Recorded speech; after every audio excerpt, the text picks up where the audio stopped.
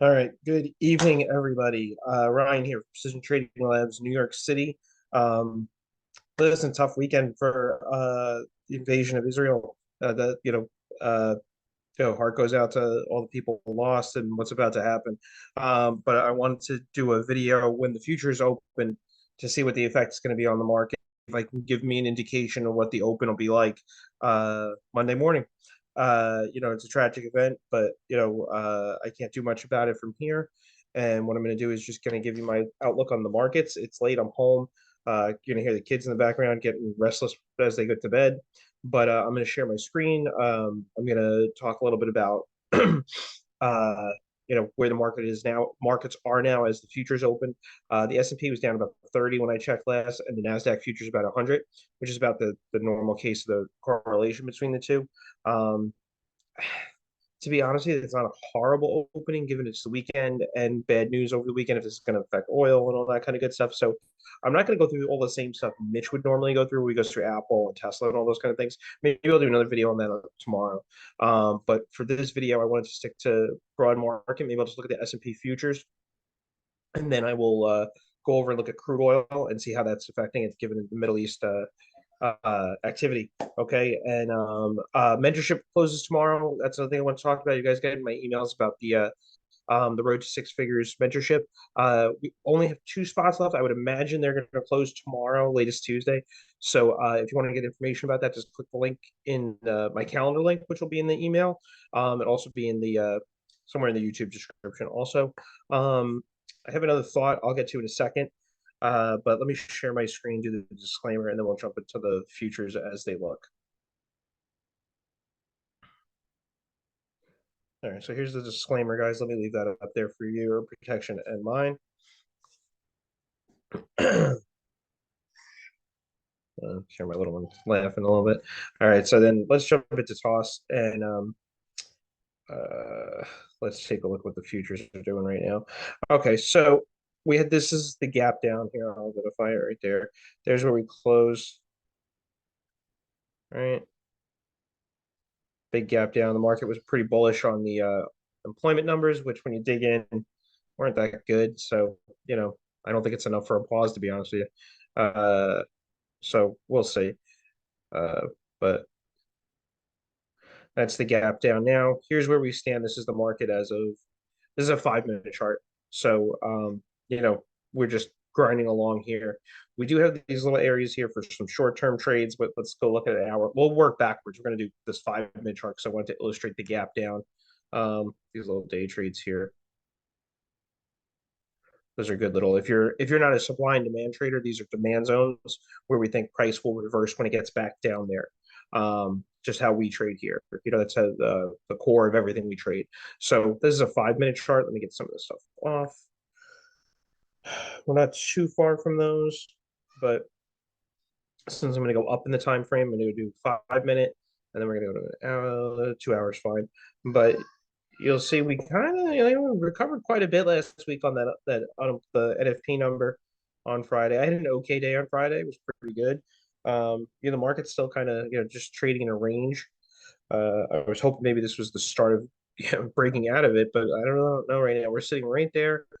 2 hour chart. There's nothing here as far as all we did was give back some of the gains from Friday. What does that mean for the open? To be honest, it could revert right back to where we were on Friday. It's a jump ball from here. If you don't know how to play this, I suggest kind of sitting on your hands and watching it. That's just me. I'm a very cautious trader. I survive by this. So like stuff that you may see people do who are either rich or bullshit artists on YouTube. Never traded this kind of like volatility before. You could tell. So 95. Let's see if I have a. Okay, so there's the daily. That's where I wanted to get to.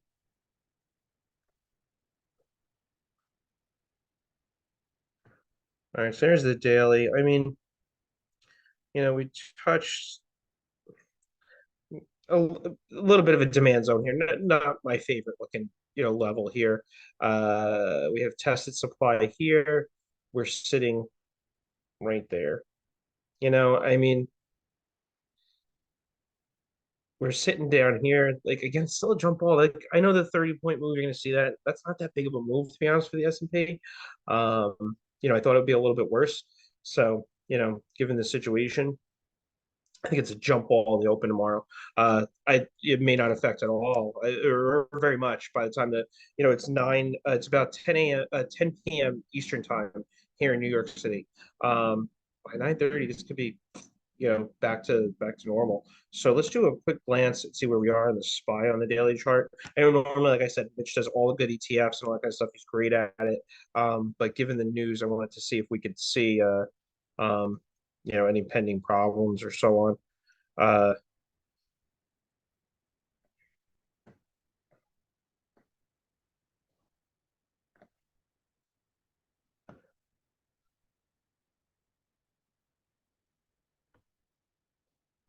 yeah, SPY sitting just below that demand zone there. All right, let me outline this because I'd be curious to see. We're going to get either a gap in either direction tomorrow in the SPY, I would imagine. Um, just lower the IV rank. And here's the SPY at the close on Friday. And let me outline demand zones right there. So we're sitting just above here for a reversion down there. Okay. And then right above here, we have a supply area that's pretty nice right there. I'm going to keep it kind of wide. All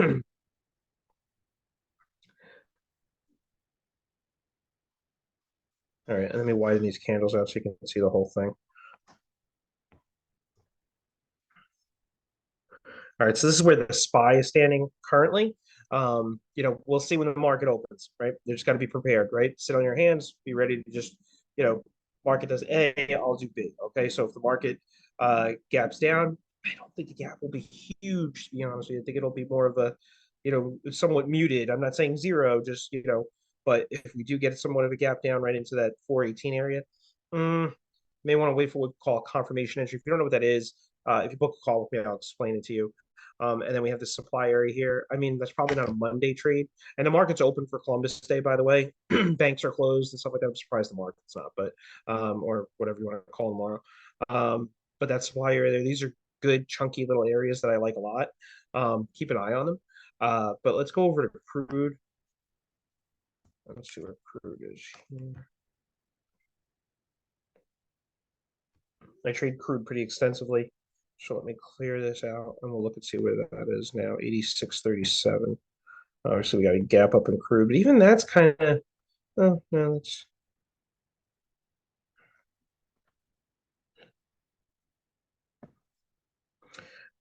wow.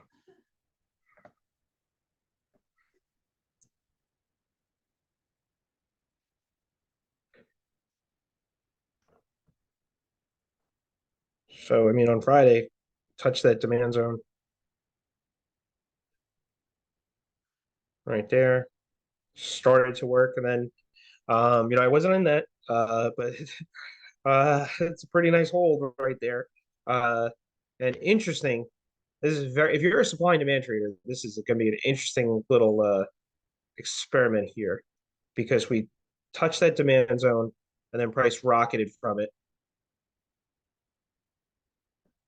obviously on bad news and all that kind of stuff. So, but like this is going to push higher. Let's see if this little supply area holds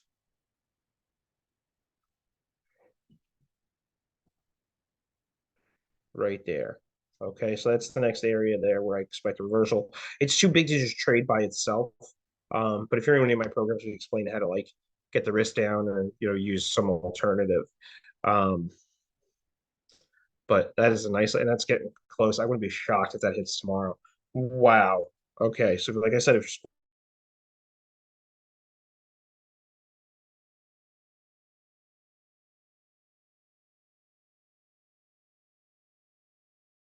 Apple's kind of just sliced through like a 2 hour supply zone, I think, and we have something above. What I think I'm going to do is I don't want to spend too much time because the information I give you is going to be completely. It's yeah, on the weekend that happens, right? Like so the market closes Monday morning, we could get gaps up, gap down, market just open where it closed, right?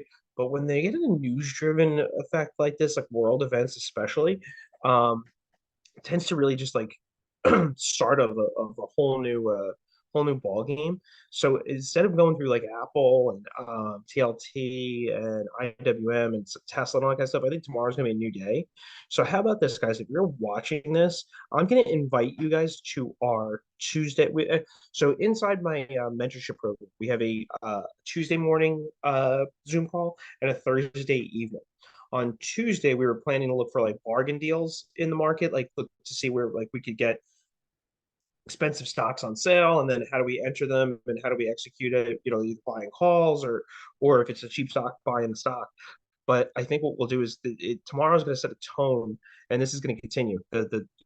Israel is going to it's going to do what it's going to do over there, and this is going to be the start of something. It's going to be a big week, and we'll see where it goes, but its effect on the markets obviously could affect the dollar. The Europeans are involved.